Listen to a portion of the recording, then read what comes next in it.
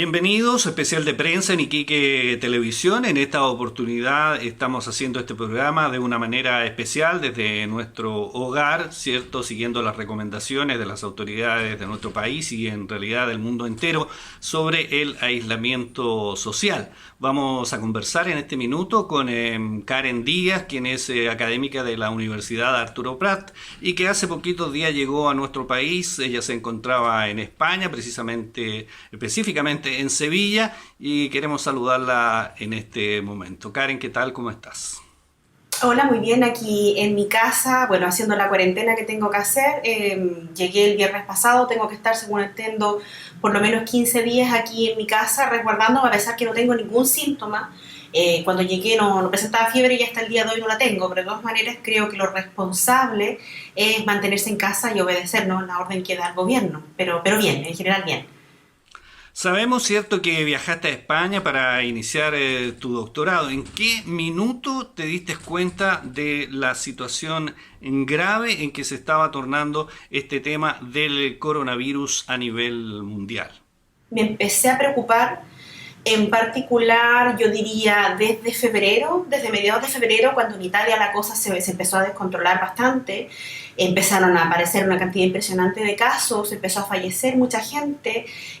Quiero dejar súper en claro, por supuesto, sin que esto se le quitarle la importancia, ¿no? Está falleciendo mucha gente de los grupos de riesgo. Está falleciendo mucha gente mayor y están falleciendo los enfermos crónicos. Entonces, esos son los grupos que más deben preocuparse de esta enfermedad, pero así también los que no nos encontramos en estos grupos de riesgo, sí somos vectores. Entonces, también tenemos que preocuparnos mucho de esto, y esto lo digo aprovechando esta pregunta, ¿no? Y cuéntanos qué pasó en España en todo este tiempo, porque nos da la impresión de que se demoraron mucho en tomar medidas, también como ocurrió en Italia. La reacción en Europa, en España, que era el país en el que yo me encontraba, fue lenta. Muy lenta, la gente no se lo tomó en serio, hasta que no, yo diría, después, la segunda semana más o menos de marzo, es donde realmente el gobierno español se empezó a tomar en serio lo que estaba ocurriendo, se empezó a dar cuenta del margen de finalmente de cómo se contagiaba esta enfermedad con tanta facilidad, de cuánto tiempo vive en las superficies, que puede vivir creo que hasta más de 24 horas, el tema que puede durar hasta 8 horas en la ropa, que el contagio se da finalmente de persona a persona.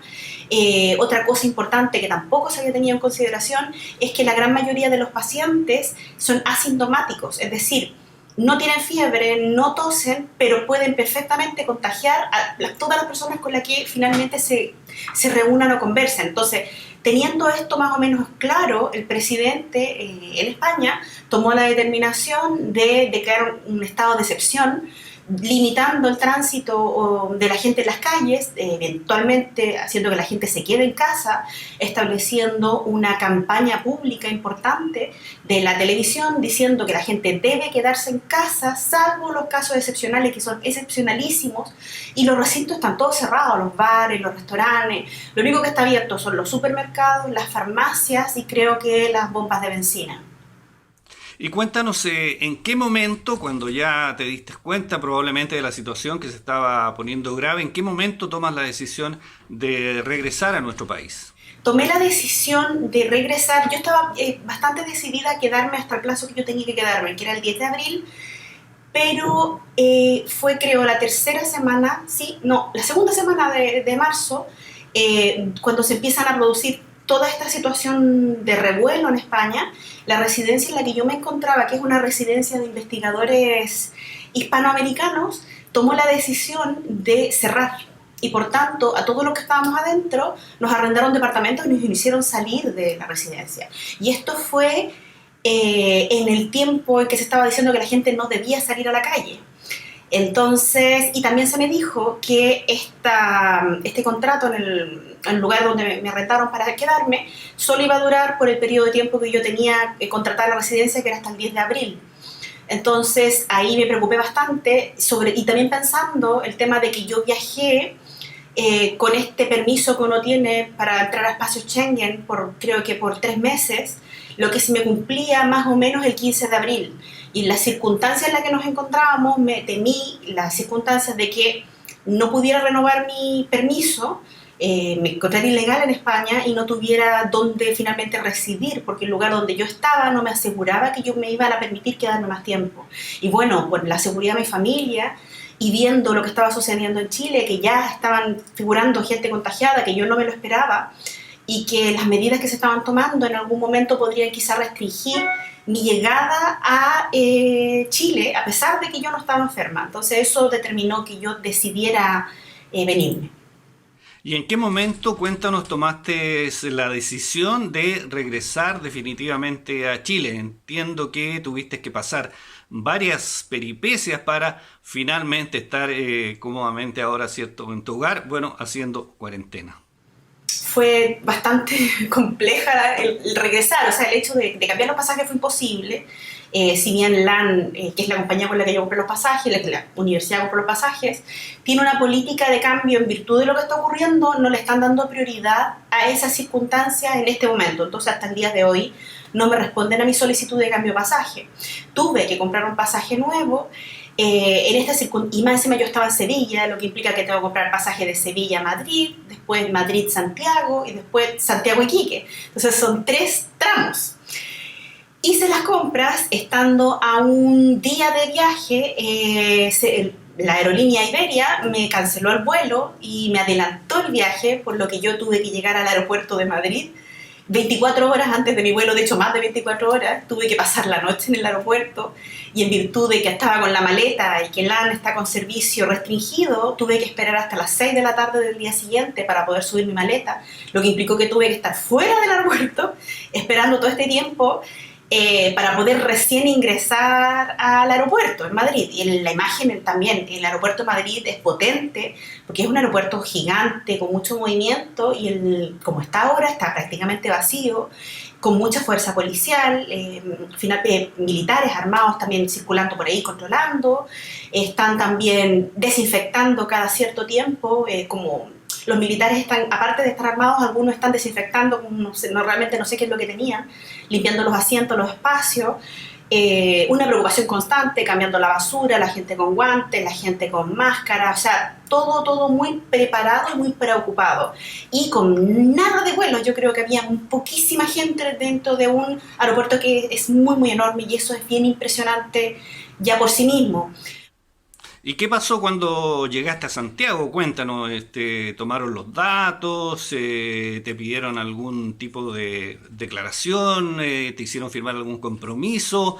¿De qué manera, digamos, se abordó esta situación en el aeropuerto de Santiago? Entendemos hace apenas un par de días. Una vez llegado a Santiago, nuevamente me cancelaron el vuelo a Iquique, por lo que tuve que esperar otro montón de horas para poder llegar a Iquique y con un grado de nerviosismo también pensando que uno se está exponiendo constantemente a enfermarse, porque esperando en fila, esperando en grupos grandes. Y también debo hacer notar que llegando a Santiago se me hizo firmar este documento donde se ve la declaración jurada de que yo no presento síntomas, de dónde vengo, etcétera, mi número, mi contacto, etcétera. En Santiago el control fue bastante profesional, había gente con alcohol gel, midiendo la temperatura, se exigía la distancia de 1 metro entre una persona y otra. Y bueno, y se me indicó que si yo no respetaba el tiempo que yo tenía que mantenerme en mi casa, existían multas de hasta 2,5 millones de pesos. Y al llegar a nuestra ciudad, al aeropuerto de nuestra ciudad, cuéntanos, ¿cómo fue? ¿Hubo tanto celo también de la autoridad aeroportuaria, también de la autoridad sanitaria, tal cual como ocurrió en Santiago? Llegando aquí que la situación para nada fue así, y esto lo quiero hacer saber para que esto mejore. Nos acumularon, yo diría, más de 100 personas en un espacio extremadamente reducido. No se respetó el espacio de 1 metro de persona a persona. Realmente habían mujeres embarazadas, habían niños pequeños, habían adultos mayores. O sea, un desorden y una posibilidad de contagio atroz, que yo creo que eso hay que mejorarlo, pero ya, porque es un riesgo muy grande. Finalmente, cuéntanos cómo encuentras que se está abordando la situación en nuestro país, sobre todo con la experiencia, ¿cierto?, de haber estado en Europa durante los primeros meses de este año y específicamente también cómo se abordó en España. Encuentro que el tema se está abordando muy mal por las autoridades. Esta es una enfermedad de alto contagio. La experiencia de China, la experiencia de Italia, la experiencia de España nos debiera haber servido de lección y parece que nadie anotó nada de lo que está ocurriendo. debieran sí o sí ya establecer que la gente debe quedarse en la casa. Debiera establecerse también que nos deben tomar exámenes, pero no nosotros acudir al centro asistencial. Deben generarse los protocolos, deben informarnos. Por ejemplo, ahora que ya tenemos un enfermo acá en Iquique, dos enfermos ya declarados, la gente no debe concurrir a los centros de atención médica, salvo que tengan síntomas, fiebre, tos. Incluso cuando uno se empieza a sentir ahogado, entonces ahí tiene que acudir al centro asistencial. En ninguna parte yo veo que esto sea masivo, eso es algo que se debiera haber avisado, pero ya, para que la gente lo sepa. También aprovecho de informar que la gente que crea que pueda tener coronavirus debe llamar al siguiente número, 600-360-7777. Este número me lo dieron cuando yo llegué desde Europa y creo que la gente no lo conoce. Para que sepa que llamando a este número se va a determinar si su caso es necesario de ser controlado o si es un caso de riesgo, etc.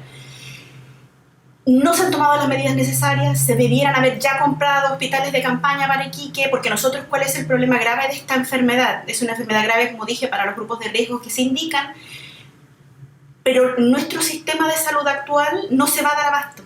Ese es el problema. Entonces, ¿cuál es lo que es urgente de ahora solucionar? La compra de insumos, la protección de nuestro personal de salud, porque ya el que tenemos no va a ser suficiente para lo que viene, y la instalación de un lugar donde la gente pueda estar para el caso de los que están enfermos. Bueno, Karen, queremos agradecerte que nos hayas acompañado en esta entrevista virtual para conocer tu testimonio, las peripecias que te tocó vivir en este retorno a nuestra ciudad y también, por supuesto, las recomendaciones que les has entregado a nuestros televidentes. Bueno, muchas gracias y llamo a la gente, a quienes nos encontramos fuera, que respeten el tiempo que tenemos que permanecer en nuestras casas, que seamos responsables, la gente joven, la gente más joven que yo, la gente de mi edad. Nosotros probablemente no nos vamos a enfermar gravemente, incluso aunque nos dé coronavirus, pero pensemos en los grupos de riesgo, en quienes nosotros arriesgamos cuando salimos a la calle, seamos conscientes. Seamos un poquito más solidarios. Creo que en la circunstancia en la que nosotros nos encontramos ahora es un momento de ser solidarios y no solamente tan individualistas. Y cuando vaya a comprar, compre lo que sea necesario. Piense que todo lo que usted está acaparando, quizá otra persona lo puede necesitar, y se lo digo desde la experiencia de lo que viví en España y lo que estoy viendo que está ocurriendo acá en Iquique y en Chile, y creo que este es un momento en el que, habiendo nosotros ya unido desde octubre, ¿no? Recordemos esa solidaridad y actuemos de acuerdo a ello. Así que muchas gracias por la oportunidad. Bien, especial de prensa en Iquique Televisión, en esta oportunidad con la abogada de la Universidad Arturo Prat, que hasta hace pocos días estuvo en España, Karen Díaz, académica de la Facultad de Derecho de la UNAM.